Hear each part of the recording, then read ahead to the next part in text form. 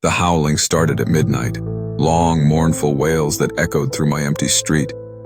I pressed my face to the window, searching for the source, but the darkness revealed nothing.